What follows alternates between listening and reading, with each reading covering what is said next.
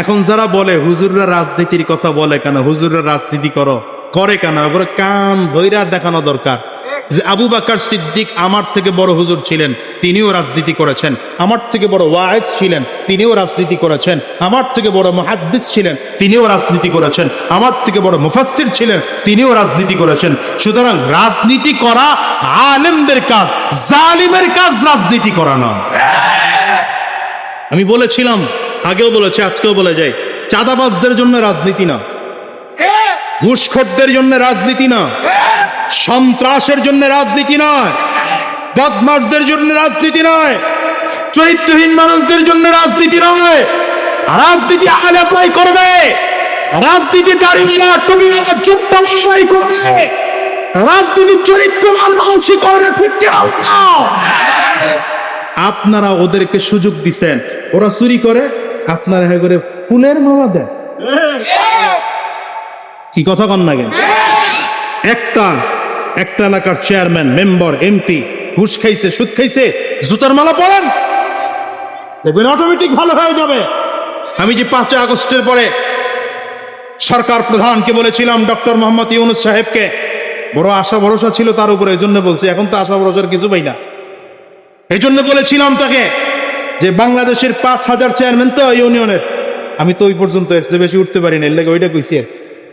5000 ইউনিয়নের মধ্যে তো 3500 বলা, তো আমরা কয়েকজন আছি আর কি, আমিও আছি আলহামদুলিল্লাহ, এখনো যায় নাই, পালাই নাই তো। কতক্ষণ লাগে বলছিলাম, এদেশের যতগুলো চেয়ারম্যান আছে, সরকারের সম্পদ যদি চুরি করে, কেউ অপরাধ করে ধরা খায়, বাইতুল মুকাররম জাতীয় মসজিদে জুমার নামাজের পরে মিডিয়ার উপস্থিতিতে একটা চেয়ারম্যানের হাত কেটে দেয়। এই ঠিক জোরে কইতে পারলেন না তো? আমি তো নিজে চেয়ারম্যান হয়ে বলতেছি, বুঝেন না বুকের পাতা কতটুকু থাকলে বলা যায় নিজের দুর্বলতা। আমার সামনে মিডিয়া আছে, আমি বুঝি না? নিজের দুর্বলতা থাকলে কি বলতে পারতাম? সাহস করে বললাম, আইন পাস করে না দেশে। একটা চেয়ারম্যান সরকারের সম্পদ লুণ্ঠন করেছে, সরকারের সম্পদ চুরি করেছে, কাজ করার কথা যতটুকু ততটুকু করে নাই, ওরেও চুরির অপরাধে এনে বাইতুল মুকাররমে হাত কেটে দেন, বাকি চেয়ারম্যান অটোমেটিক ভালো হয়েছে। কিন্তু আমরা দেখলাম এদেশে যত বড় চোর সে তত বড় নেতা। আমি জানি আর দাওয়াত দিবেন না, আমার থাক, দরকার নাই। 2-4-5 বছর পর আইসি তো, আবার লাগলে আবার 10 বছর আমু নাই তো। আল্লাহ। তাহলে আবু বকর সিদ্দিক রাদিয়াল্লাহু আনহু রাজনীতি করছেন না করেন নাই? ওমর ফারুক রাদিয়াল্লাহু আনহু রাজনীতি করেছেন না করেন নাই? আলী ওসমান বিন আফফান রাদিয়াল্লাহু আনহু রাজনীতি করেছেন না করেন নাই? আলী ইবনে আবি তালিব রাদিয়াল্লাহু আনহু রাজনীতি করেছেন না করেন নাই? এই 4 জন উম্মতের মধ্যে সব থেকে বড় আলেম ছিলেন, সব থেকে বড় মুফাসসির ছিলেন, সব থেকে বড় ওয়ালি ছিলেন, সব থেকে বড় মুর্শিদ ছিলেন, সব থেকে বড় পীর ছিলেন। তাহলে বর্তমান যুগেও হাক্কানি পীররা রাজনীতি করতে পারবে, বর্তমান যুগেও আলেমরা রাজনীতি করতে পারবে, বর্তমান যুগেও মুহাদ্দিসরা রাজনীতি করতে পারবে, বর্তমান যুগেও ওয়াইজরা রাজনীতি করতে পারবে, বর্তমান যুগেও মুফাসসিররা রাজনীতি করতে পারবে। শুধু পারবে না, রাজনীতি করার দায়িত্বটাই তাদের। তাহলে বোঝা গেল রাজনীতিও ইবাদত, রাজনীতিও, জোরে বলেন, এটা মাথায় ঢুকায় নেন চিরজীবনের জন্য। এই একটা কথা ঢুকান, 1000 প্রশ্নের জবাব হয়ে যাবে। রাজনীতিটাও। আচ্ছা, আপনাদের এখানে যারা সন্তান বিয়ে দেন, বিয়ে দেওয়ার লোক আছে না? মেয়ে আছে কার কার দেখি? মেয়ে আছে, ছেলে আছে কার কার? হাত তোলেন। ছেলে মেয়ে হয়েছে, বড় হোক ছোট হোক, বিয়ে তো করাইবেন 10 বছর পরে, 20 বছর পর। আচ্ছা, যাদের ছেলে আছে মেয়ে আছে, এরা নবীজির তরিকায় যদি বিয়ে না করান তাহলে বিয়ে হবে? ওই যে নিয়ম যেটা আছে, বর পক্ষ কি বলে, মেয়ের পক্ষ ছেলের কাছে প্রস্তাব দিবে, সাক্ষীর উপস্থিতিতে জামাই কি বলবে? কবুল। একবার বললে হবে না, 3 বার বইলা সাক্ষী রাখবে উপস্থিত। আচ্ছা, এই পদ্ধতিতে যদি বিয়ে না হয়, মহর যদি ধার্য করা না হয়, বিয়ে হবে? তাহলে বোঝা গেল বিয়েটা করতে গেল নবীজির তরিকা লাগে। কথা কয় না? আপনি আমি ইন্তেকাল করলাম, আপনি আমি মারা যাওয়ার পরে নবীজির একটা সুন্নাত তরিকা হলো, তারে গোসল করাও। শহীদ হলে গোসল করানো লাগে না, তারে 3টা কাপড়ের কাপড় পরাও, পরাইয়া তারপরে তাকে কবরস্থ করো, জানাজা পড়াও। যদি কাউরে এটা করলাম না, তাহলে সেটা মুসলমানের জানাজা হবে না মুসলিমদের জানাজা হবে?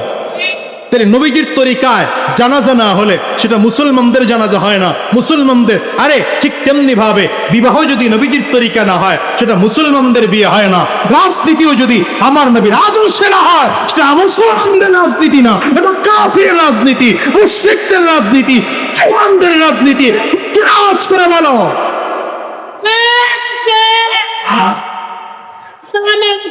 এখন সিদ্ধান্ত নাও, এখন সিদ্ধান্ত নাও, তুমি বেঈমানদের রাজনীতি করবা না মুসলমানদের রাজনীতি করবা? তুমি লেনিন কার্ল মার্ক্সের আদর্শের রাজনীতি করবা নবী মুহাম্মদুর রাসূলুল্লাহর আদর্শের রাজনীতি করবা? সিদ্ধান্ত। আমার চিল্লা দরকার নাই, তো সিদ্ধান্ত নাও। কি কথা কান লাগে?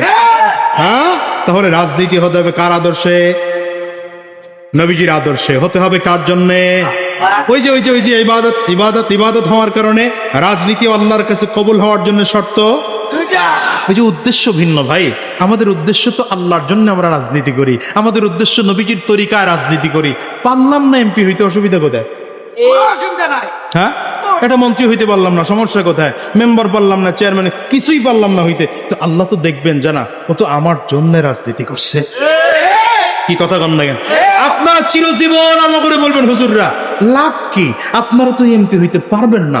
আমি বলি পারবো না, সমস্যা কোথায়? আল্লাহ যদি মৃত্যুর পরে ডাক দেয়, এই তোর রাজনীতি আমার পছন্দ হয়েছে, হ্যাঁ? আপনি আমার চিরজীবন ঘৃণা করেন না, প্রতিদিন 5টা করে জুতা দিয়ে বাড়ি দিয়ে যান, আপনি আমার ঝাড়ু দিয়ে পিটায়েন, জীবনেও সংসদে নিয়েন না, আপনি আমাদের জীবনেও ভোট দিয়েন না হুজুর দে। কিন্তু আল্লাহ যদি আমার মরণের পরে আল্লাহ আমারে ডাক দিয়ে কয়, বান্দারে তোর রাজনীতি আমার পছন্দ হয়েছে, আমার কি লাগবে আর? আর আপনি আমারে ফুলের মালা দিয়ে ঘুরাইতেছেন, সংসদের একদম ছাদের উপরে উঠে ফেলাইছেন, আল্লাহ যদি মৃত্যুর পরে কয় তোর রাজনীতি পছন্দই হন,